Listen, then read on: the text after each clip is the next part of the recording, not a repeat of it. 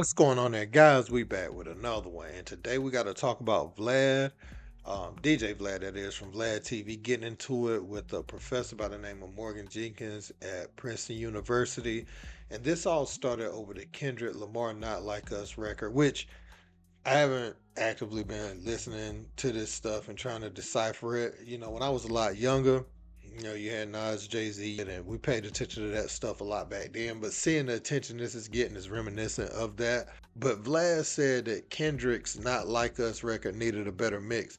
Takes away from the song, and that's a X post that he posted, right?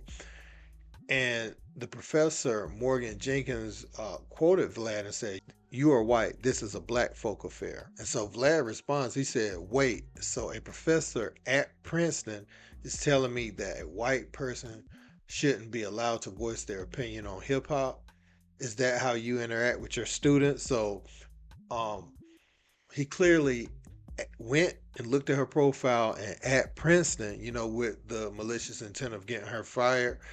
And she responded, she said, "What I'm saying is that you put your opinion in a discussion that's not needed. This conversation is and should center black people, not you." Then Vlad responds, he says, "Don't try to change your words now. I'll be reaching out to at Princeton about this on Monday." So he's really going to go the extra mile instead of just having some back and forth Twitter chatter. Um, I keep calling it Twitter X. If I call it Twitter X, whatever, you know what I'm talking about. But he's gonna go out his way, go the extra mile to call up to the office and see who he needs to talk to so they can sever her relationship with the university. Now, she responded, she said, "Semester's over and my contract has been completed, but thanks for trying to bully me out of a job for centering black people because you got your feelings hurt. Very retaliatory, huh? Nice tactic." Then Vlad responded. He said, "It's called a permanent record. Every university has one. I went to Berkeley myself. People spew ignorant and bigoted comments at you publicly and then act like they're getting bullied when they get a response. Typical victim mentality. Go ahead and take that at Princeton out your profile, sweetie. You just admitted it's not even true anymore. LOL. Sweetheart, before I was a professor at Princeton, I graduated from Princeton. LOL. So what is you really saying?"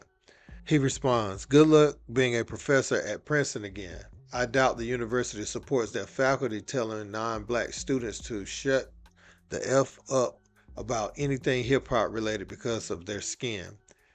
She responded, "Which is not even what I said. I find it funny that you specifically chose to respond to me, belittle my academic background, and threaten my job when others responded to you in much harsher way. Very interesting and telling, but you got it." And so Vlad responded again. He says, "It's exactly what you said. You're just backtracking now. I never belittled your academic background. Just the opposite, actually. I'm pointing out that someone claiming to represent a top Ivy League university should be held to a high standard. You're threatening your own job by publicly spewing bigotry while representing at Princeton in your bio. I responded to you because all the other responses are from trolls and fake accounts. You may want to think about getting a burner account like all the other bigots do. That's how they keep from getting fired." So, um, that was the exchange there with the young lady, but this is going viral right now because they're saying that, Vlad has always kind of been fed and he gets people put behind bars. You think about the infamous AR Ab interview, some other, what's my man named Casanova, two times his interview and the time he's doing now. But what I will say is he doesn't have a gun to his head. He doesn't make those guys come out to his platform and say what they're gonna say. Uh, you call them what you want, but it's like I don't know, man. It's like walking into a police station and I don't know, man. It's like telling them and then leaving and going home, and then they come pick you up a few days later, right? I ain't even saying he's fed. I'm just saying like it's on a public platform and you've already been investigated for some stuff and there's no statute of limitations on some of the things that you're being investigated for. And so when it comes back to bite you, I mean, he just getting the content in the interview, and you come in to tell your story. Keefy D, you think about all these people, man. They go up there, um, probably need a little bit of money. They get paid, and then they, they end up it ends up biting them. But you have a lot of people that are committing these acts and they want to be braggadocious about it, and then they get up there and I'm the meanest, I'm the toughest, I'm the biggest, I'm the baddest. I was the baddest. I clapped this guy. I robbed this many banks. I'm the worst person ever invented. And they think it sounds cool, but it comes back and it bites them. So I mean, I can't really blame him for that. If you want to call him a culture vulture or say that he leans into the negative side, and if this thing gets violent, it's people like him that are cringe. I can see where you trying to come from when you say that. And like, if you look at this battle, just from what I've been hearing about it, people are saying it's getting personal now, and that's what a lot of underground people. I saw D1, some other people were saying that, like, it starts out as a sport, but it gets so disrespectful. You got social media, nobody wanting to get embarrassed now. It could start off as just jazz, but as you lean more into it, it gets more personal. And maybe the two people that are rapping ain't gonna say nothing, but the people that's around each of those people may not be as nice when they see each other. And so it does create some kind of it creates some kind of tension, that could last and could affect people around you. So I would be mindful of that. Um, but I know some people think it's just a sport. It's just a sport.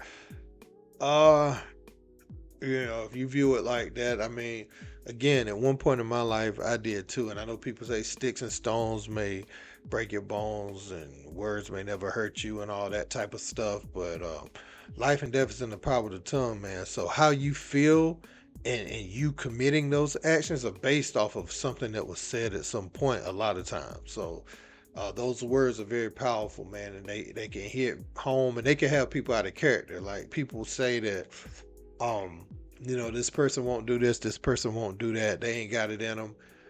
They ain't got it in them until they got it in them, you know what I'm saying? So it just, you could stir up someone's spirit so much, and you be like, that's why you see people on the news say, man, that's not like that person to do what they went off and did. He didn't, I would have never expected him to go into that bar and you know unalive 14 people.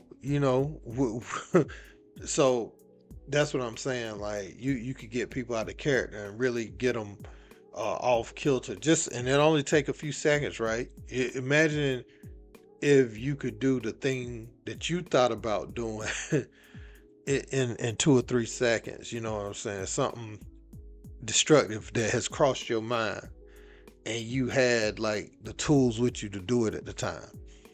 It don't take but 2 or 3 seconds to nowadays. With the heat and the ghost heat and all that stuff they got.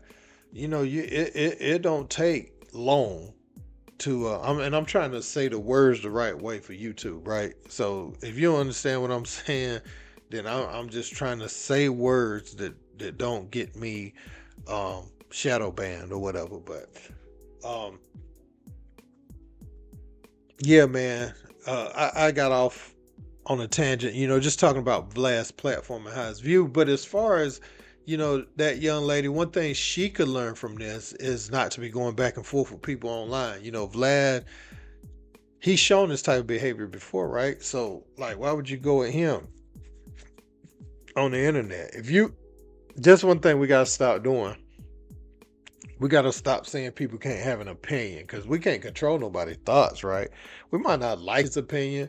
We might not like the way that he delivers things and what he's talking about, and how it seems like black people's pain is something he loves to feast on and he just thirsts for it. We might not like that, but again, several black people go to that platform. Uh